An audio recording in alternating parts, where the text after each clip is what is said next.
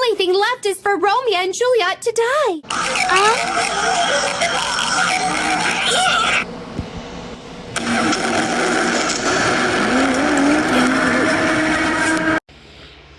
Hungry. Let's eat.